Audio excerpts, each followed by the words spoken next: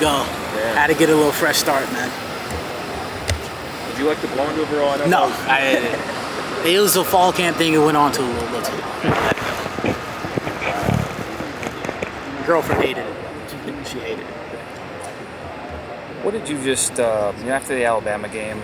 Can you kind of just take me through the next 24 hours? What you kind of did, or how you kind of responded after a loss like that? Yeah, it's tough.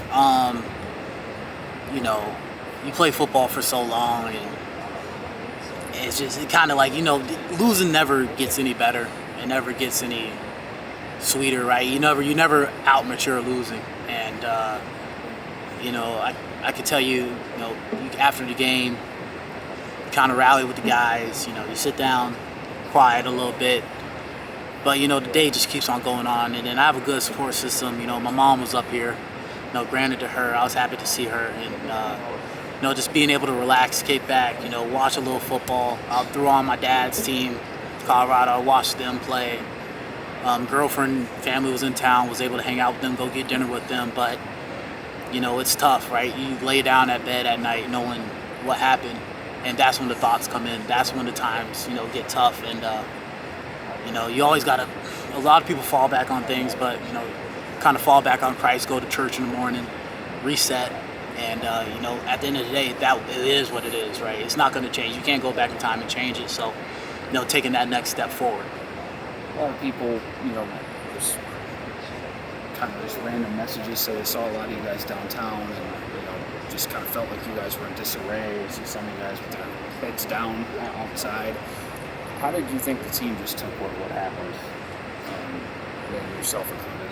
Yeah, I'm not gonna sit here and lie to you guys, right? It's tough losing, right? You put a lot of work in, you put a lot of time in, and to go out there and have the result of that, that sucks. I can't say here that everybody was uplifted, like, oh, we got it, let's keep on going right away.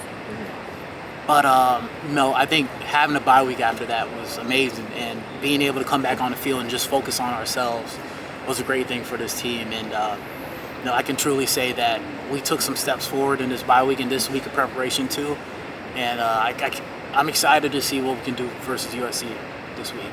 Coach Stress has, mentioned through the year plus he's been here, he hasn't gotten his defense to the expectations he would have hoped. Has this surprised you at all, especially maybe through his first 3 games? When he's talking about just the ability to win one-on-ones when you have a linebacker room that's got many years of tape of having success, but for whatever reason through his first 3 games it hasn't translated to maybe even what happened last year in some cases. Yeah, it's tough. You don't really think about that in the moment. I can't give you a straight direct answer right now. I got to think about something like that. But I think it's a mix of both. I think it's a group collective thing, and Coach Tress has a good plan out there. We're good players, but something has to mesh. Something needs to click like right now, and we're practicing on it clicking. And each week, you just gotta get better. I don't know if we're gonna be at his expectation. I don't know if we're gonna be at my expectation by when we wanted to be. But that's not an excuse to stop going or continue to get better, because we can come close to it. Tress said something yesterday about the big emphasis of the bye week was like trying to turn it loose and maybe turn up the aggression a little bit. Can you elaborate on that? What do you mean by that? I would say I think it's more of practice, right? You can't go in the game expecting to make plays you haven't made in practice. That's a big emphasis this bye week and this week, right? And I'll give you examples, right? You expect to go in the game and force fumbles, but if you don't force any fumbles in practice, it's going to happen in the game all of a sudden. Or if you got opportunities to catch picks in practice and you drop them, do you expect to go in the game and catch a pick? I think those things are the biggest, because I think we always played aggressive. We've always been playing physical, but it's more of the game-changing things that we need to do in practice to translate to the game. You were here, early in your career, you had some of those Wisconsin defenses that were kind of towards the peak. What's the biggest difference between maybe the last one in 2021 versus what you guys have experienced the last couple of years since this coaching turnover came in here? Just defensively, I would say I think maybe in the past we were just more on the same page. I think in the past we truly had an identity, which like it just translated all across the board, right? Everybody's working together, and now it's just we're trying to mesh things together because we have the pieces, we have the coaching, we have the players, but it just all needs to get on the same page for it to be as successful, be as productive as 2021. But I wouldn't say by any stretch of imagination like the guys that were in that room in 2021 were more talented. Outside of a few guys, we had some freaks for sure. But it's not night and day to what we have in this room now compared to 2020. You said the word identity about that old team from a few years back. What is stopping you guys from or do you guys feel that you have an identity with this current defense? Yeah, I mean, it's early in the season. You play teams like Western Michigan, South Dakota, Alabama, right? Those first two games were tough. They're early games. They're run teams. You really don't know where you're getting with those guys. Play Alabama. Alabama happened, but I think this Big Ten play coming up. We're really going to see what we are and what we have, and I'm excited for the challenge. I'm excited to see what we have, but at the end of the day, I think we just still need to keep on climbing. Still need to keep on getting better in what we have right now. You watched the Michigan USC game? Yeah, I watched a little bit of it. Obviously, they did well in their first Big Ten game, but I think a lot of people saw. Guys, I watched it. Are you talking about like the TV copy? Sure. Okay, yeah, I watched it. I thought you were talking about like on Saturday or something. Okay. Obviously they did well given the stakes of the situation and playing in Ann Arbor, which is tough. But I think a lot of people noticed Michigan just wanted to play bully ball, classic Big Ten. Is that kind of a game you guys feel you guys have to play out there in their place to get this one done? No doubt.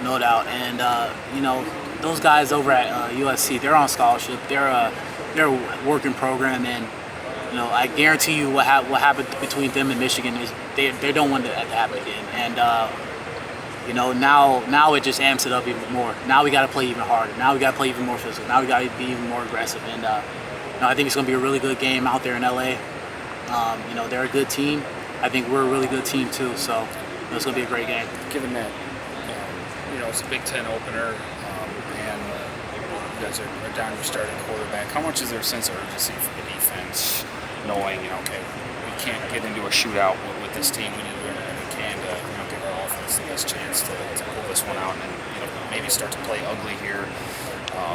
If the offense can't get rolling with a new quarterback. Yeah, we still believe in our offense. Still believe in those guys. I think we still have the pieces ready to be able to take the next step in offense. But the best defense is the defense that's not on the field, right? We got to force 3-and-outs. We got to force turnovers. We got to force field goals in red zone.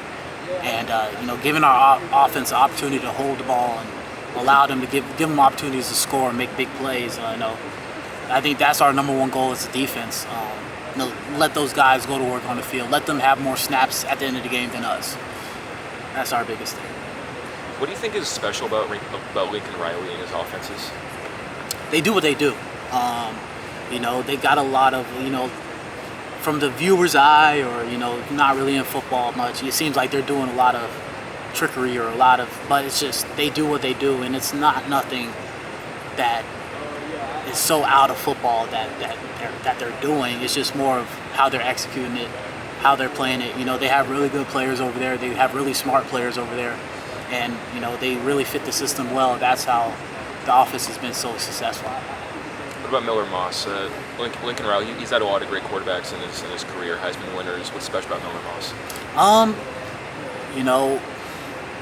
I know a little bit of his story, right? You kind of look up about these guys, learn their story. He's a guy who hung in there, faced some adversity. Was told to leave. They didn't really want him, and he stuck in there and became a starting quarterback, won some games for him. And take that for granted, right? A lot of guys don't do that no more. A lot of guys kind of fade off after that type of stuff. But you could tell he's a fighter, and he's willing to do anything to win. And quarterback-wise, he's a good quarterback. He's poised. He makes the right throws. He makes the right reads. Has a great arm. And other than that, man, it's just, he's a special guy, and we're gonna have to be able to bring it to him.